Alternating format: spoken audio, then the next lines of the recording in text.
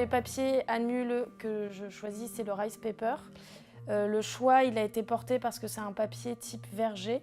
Et donc dans la série, comme je fais beaucoup référence au début de la photographie, je voulais avoir ce rapport vieux papier à lettres qu'on utilisait beaucoup, donc papier verger. Et le Rice Paper se prêtait beaucoup en fait à ça dans la réalisation de mes faux documents, rappeler des papiers plus anciens et peut-être qui ont l'air moins photographiques au premier abord. Et j'ai découvert la photographie avec mon papa, qui est un peu un geek super amateur de photos, qui avait plein de matos.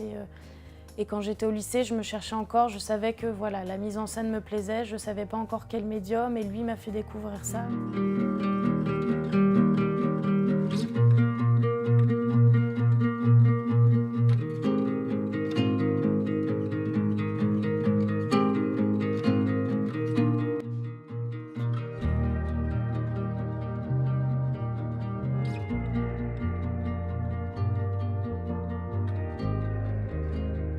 Mon rôle de tireur aux arts graphiques est d'orienter et d'aider les photographes à la réalisation de leurs tirages et de les conseiller sur les supports papier utilisables ou qui seraient plus appropriés à utiliser pour des séries d'images. Alors là, les 3 images ont été tirées sur 3 papiers totalement différents. Nous avons 2 papiers mat, l'Ultra Smooth qui est entièrement à droite et de l'autre côté le Muso Matching. D'un côté, on a un papier donc extrêmement lisse avec un blanc qui est très blanc, très clinique.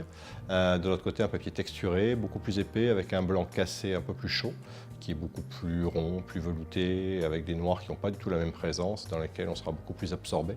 Et au milieu de tout ça, un papier mat, mais qui a un aspect satiné. En fait, les encres prennent une brillance. En fait, le papier devient brillant là où l'encre se dépose.